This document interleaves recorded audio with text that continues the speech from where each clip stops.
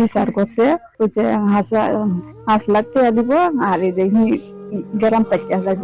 বিচার তো মানছি, আমি মেয়েটারে আমি হেরাকো করছে আর হেরাকো করছে। বিচারের মধ্যে 5 লাখ টাকা দেবে এমন বিচার করে দিয়েছিল এলাকাবাসী, আর সেই বিচার আমরাই মেনে নিয়েছি। বিচারের রায় হলেও সেই বিচার এখন পর্যন্ত যেন কার্যকারিতা পায়নি গ্রামের মধ্যে। ভিউয়ার্স, বলছিলাম রিপন মিয়া যে মেয়েকে ধর্ষণ করেছে সেই মেয়ের মা এভাবেই কান্না করতে করতে কথাগুলো বলছিলেন। ভিউয়ার্স, কি বলছেন তিনি তাহলে? রিপন মিয়া কি আসলে নির্দোষ নাকি নির্দোষ না? এ বিষয়ে জানতে সম্পূর্ণ ভিডিওটি দেখে আমাদের সঙ্গেই থাকুন। মেয়ে আপনারা কইছে না কিছু? না, মেয়ে কিছু কইছেন, জিজ্ঞেস করছেন না? আমি তো জানছি না, জিজ্ঞেস করবেন কি? শোনার আই অ্যাম রিপন ভিডিও বলে ভাইরাল হওয়া সেই রিপনকে নিয়ে হচ্ছে সোশ্যাল মিডিয়ায় অনেক বেশি আলোচনা সমালোচনা। যে কিনা মানুষের সাথে কখনো অন্যায় আচরণ এবং কি খারাপ ব্যবহার করেনি। সোশ্যাল মিডিয়ায় তাকে নিয়ে এরকম গুণগান সবসময়ই শোনা যেত, কিন্তু সম্প্রতি সময় দেখা গেল এক ভিন্ন চিত্র। রিপন এক কিশোরীকে ধর্ষণ করেছে। সেই কিশোরীর বয়স মাত্র 13 বছর।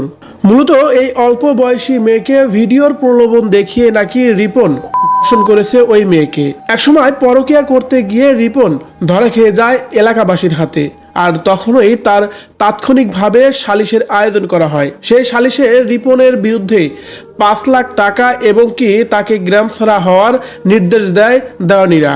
সেই বিচার অবশ্য সেখান থেকে মেনে নিয়ে রিপন চলেও আসে, কিন্তু পরবর্তীতে ঘটে ভিন্ন চিত্র। রিপন ওই বিচার মানার পর থেকেই গ্রামেই দেখা যায় না, সে নাকি পালিয়েছে এমন কথাও শোনা যাচ্ছে। এদিকে ওই কিশোরীর মা কান্না করতে করতে রিপনকে নিয়ে বলেন, আমার মেয়ের সাথে এত বড় অন্যায় এরকম একটা কাজ করবে সেটা আমি কখনো জানিই না, বা আমাকে আমার মেয়েও কখনো এই বিষয়ে কিছুই বলেনি। যখন তাদের এই ঘটনা ঘটলো তখন আমি জানলাম, এবং কি আমি আমার মেয়েকে তারপরও জিজ্ঞাসা করেছিলাম, তখন সে বলেছে হ্যাঁ, ওই রিপন আমার সর্বনাশ করেছে। এ সময় কান্না করতে করতে ওই কিশোরীর মা আরো বলেন যে বিচারের রায় হয়েছে এবং কি 5 লাখ টাকা দেওয়ার কথা হয়েছে। তাছাড়াও ওই রিপনকে গ্রাম ছাড়া হওয়ার নির্দেশ দেওয়া হয়েছে। আমরা তো এই বিচার মেনেই নিয়েছি। 5 লাখ টাকা দিব আর এই দেখি গ্রাম থেকে যাইব। বিচার তো মানছি। এদিকে সেই দেওয়ানি বিচার শেষ হওয়ার পরে রিপন রাজি হলেও পরবর্তীতে তাকে আর এলাকায় পাওয়া যাচ্ছে না।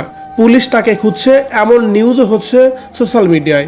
ভিউয়ার্স, রিপনকে নিয়ে যে ঘটনা রীতিমতো সোশ্যাল মিডিয়ায় ঘটে গেছে, পরকীয়ার জেরে রিপনকে এলাকা ছাড়ার নির্দেশ দেওয়া হয়েছে।